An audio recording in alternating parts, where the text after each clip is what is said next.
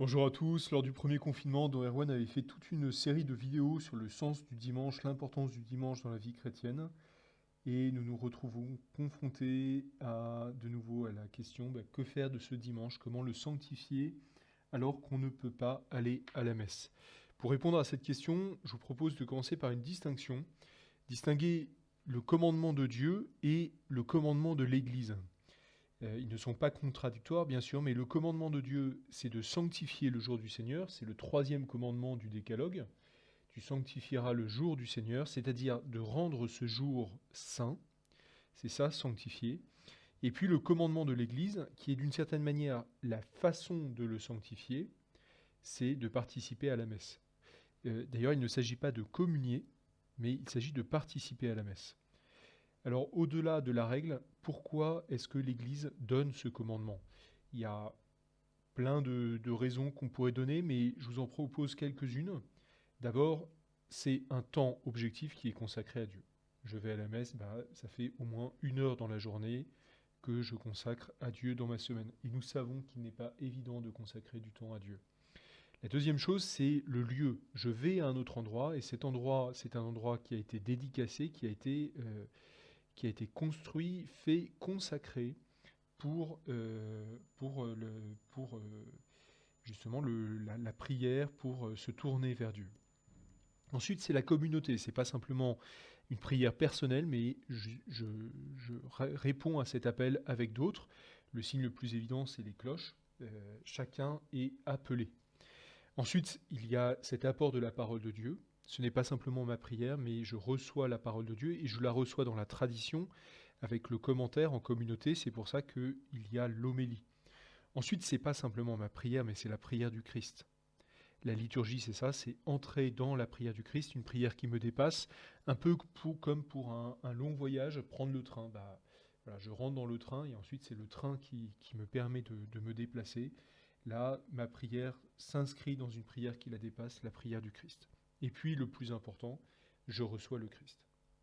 Et c'est pour ça que l'Eucharistie est aux sources, et la source est le sommet de notre vie chrétienne. Et en même temps, c'est un commandement de l'Église, et aujourd'hui, l'Église nous dit, voilà, vu les circonstances, vous ne pouvez pas sanctifier votre dimanche de cette manière-là. Alors comment faire? Plusieurs solutions qui seront toujours des solutions imparfaites, qui ne seront pas du niveau de la messe, mais qui restent des solutions, et des solutions qui d'ailleurs sont complémentaires avec la messe. Peut-être que certaines de ces solutions mériteraient d'être retenues après le confinement pour sanctifier toute la journée. La première, c'est la prière des heures. C'est sans doute la plus objective parmi ces solutions. Là encore, c'est la prière du Christ, c'est une prière qui nous dépasse. Les moines, chaque jour, disent les sept prières. Là, je vous ai mis le site de la Conférence des évêques de France, enfin le site de la liturgie en langue française, AELF. Vous pouvez le trouver sur le site internet, vous pouvez le trouver sur vos smartphones.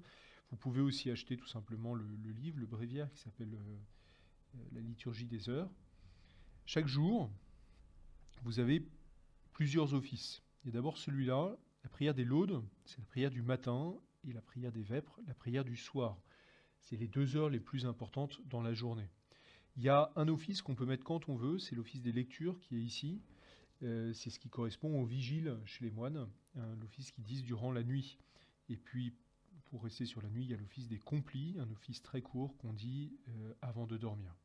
Et puis après, il y a ce qu'on appelle les petites heures, tierce, sexte, none, qu'on peut dire tout au long de la journée. En principe, tierce à 9 heures, sexte à midi et none à 15 heures.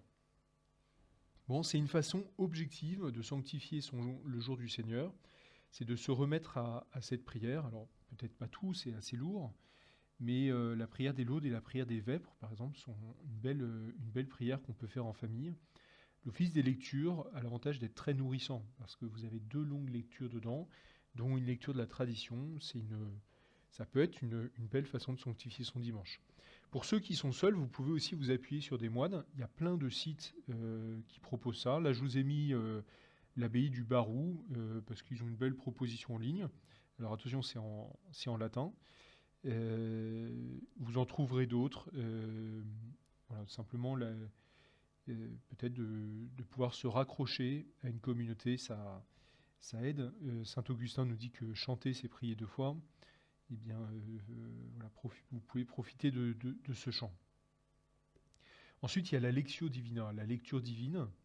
On peut très bien prendre les textes du dimanche ou l'évangile du dimanche et se prendre un temps de prière pour recevoir cette parole. Pour guider votre lecture divine, je vous propose 3 étapes qui avaient été données par Benoît XVI. D'abord, de se dire que dit le texte, objectivement, avant de spiritualiser. Quel est le contexte de ce texte, pourquoi a-t-il été écrit à cette époque-là, qu'est-ce que veut dire l'auteur. Ce qui peut vous aider pour cette étape, c'est de vous servir de la Bible de Jérusalem ou de la Tobe, parce que ces Bibles ont pas mal de notes qui viennent expliquer le texte, le remettre dans son contexte.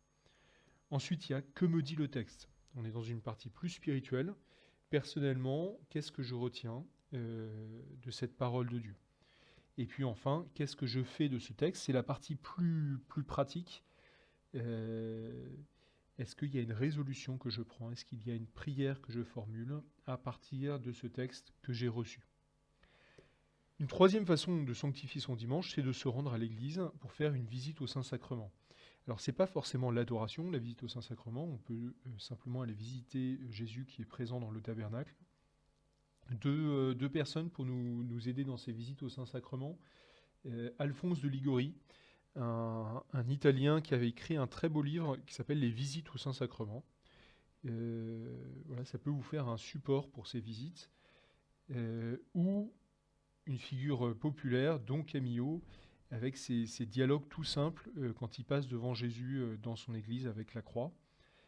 Ça peut aussi être ça, une visite au Saint-Sacrement, de prendre, aller rencontrer le Christ qui est présent dans l'église. Je vous rappelle que les églises sont ouvertes, que nous avons la possibilité de nous y rendre. Et enfin, une solution plutôt pour les familles avec des enfants agités, ça peut être le chapelet. C'est sans doute plus simple que la liturgie des heures ou la Lectio Divina à mettre en place. L'avantage, c'est que même les petits peuvent participer. Et en même temps, ça fait un temps objectif de prière en famille avec cette formule que nous avons déjà citée. Quand 2 ou 3 sont réunis en mon nom, je suis là au milieu d'eux. Encore une fois, aucun de ces moyens n'est parfait et aucun de ces moyens n'est appelé à remplacer la messe. La messe est irremplaçable pour des catholiques, pour notamment les raisons que nous avons mentionnées au début de l'exposé. Mais ce sont des moyens pour sanctifier notre dimanche quand nous ne pouvons pas aller à la messe. C'est des moyens aussi qui sont complémentaires pour les dimanches que nous avons à vivre tout au long de l'année lorsque nous pouvons aller à la messe. Bon courage à tous et à bientôt.